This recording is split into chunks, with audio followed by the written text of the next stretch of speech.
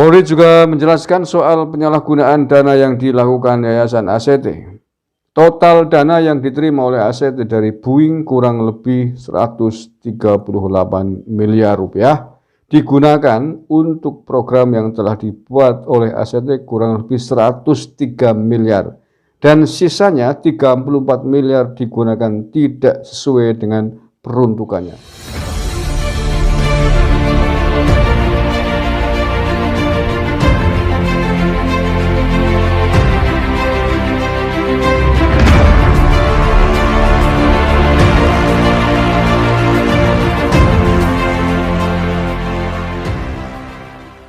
Polri juga menjelaskan soal penyalahgunaan dana yang dilakukan Yayasan ACT. Total dana yang diterima oleh ACT dari Boeing kurang lebih 138 miliar rupiah digunakan untuk program yang telah dibuat oleh ACT kurang lebih 103 miliar dan sisanya 34 miliar digunakan tidak sesuai dengan peruntukannya, kata Kombes Selvi. Masya Allah, dana bencana sesedih itu, sengeri itu, dana Boeing, kecelakaan pesawat Boeing dulu itu ya, yang penumpangnya meninggal dunia. Dari 138 miliar, ada 34 miliar yang tidak jelas. Yo pantesan mobilnya mewah, gaji 1 bulan 250 juta, puluhan miliar ya. Tidak jelas penggunaannya. Dana umat, dana bencana alam, dana tragedi ini, Masya Allah. Darurat kebohongan, darurat akhlak. Dia menjelaskan ada peruntukan yang tidak sesuai, diantaranya pengadaan armada truk senilai 2 miliar, program football senilai 2,8 miliar, pembangunan pesantren di Tasikmalaya senilai 8,7 miliar. Ini pesantrennya siapa nih? Tidak jauh-jauh itu. Dan ini, Masya Allah, untuk Koperasi Syariah 212 sekitar 10 miliar rupiah. Bajindul. Untuk 212 dana umat, dana kecelakaan. Untuk 212 pantesan demo baik. Oke, sempatnya Pak Polisi tangkap dan tahan semua itu. Para petinggi ACT kurang ajar menyimpangkan dana umat, dana bencana alam. Kepentingan seenaknya sendiri. Assalamualaikum warahmatullahi wabarakatuh. Kembali berjumpa dengan saya di channel Hamsa Gantarang. Sahabat sebangsa dan setanah air di mana saja Anda berada, kembali viral perkembangan kasus penanganan penggelapan atau penyelewengan dana ACT, Aksi Cepat Tanggap.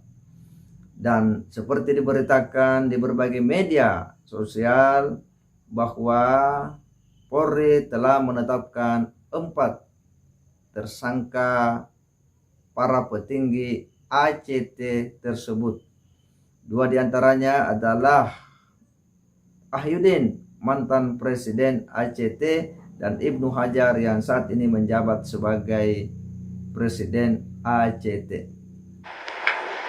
Reusnya memperoleh gaji serta fasilitas lainnya bersama dengan pendiri yayasan, pembina, pengawas, dan pengurus dengan duduk dalam direksi dan komisaris di badan hukum yang terafiliasi dengan yayasan ACT. Bahwa hasil usaha dari badan hukum yang didirikan oleh yayasan seharusnya juga digunakan untuk tujuan berdirinya yayasan. Akan tetapi dalam hal ini A menggunakannya untuk kepentingan pribadi. Kemudian menggunakan berbagai dana donasi yang terkumpul termasuk dari dana Boeing tidak sesuai dengan peruntukannya.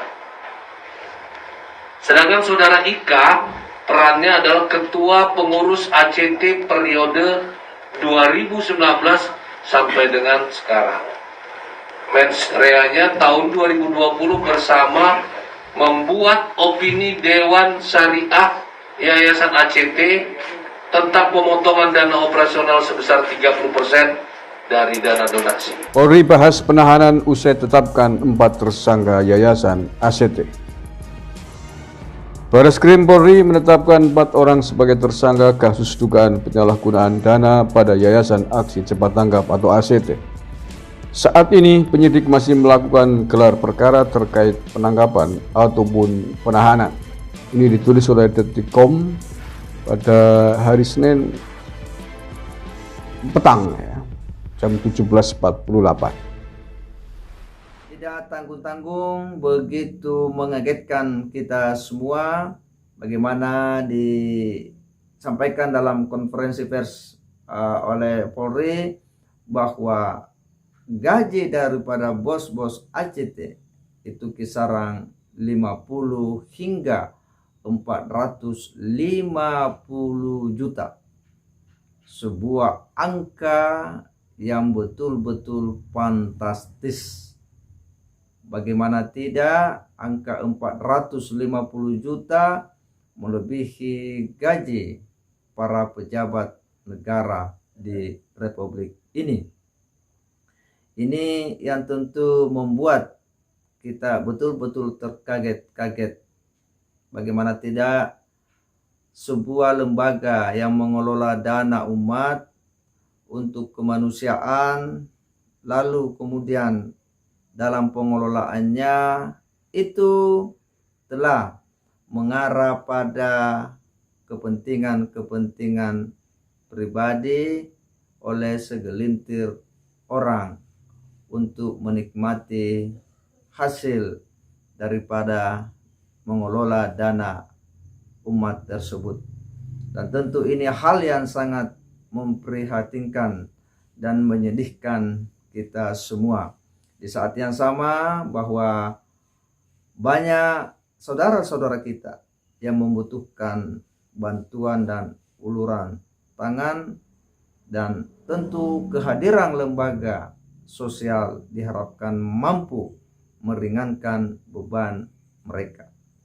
Kemanusiaan adalah hal yang utama, hal yang esensi yang kemudian harus ditangani, dan hadirnya lembaga-lembaga atau yayasan-yayasan yang bergerak dalam misi kemanusiaan tentu menjadi angin segar, berita gembira bagi dunia kemanusiaan.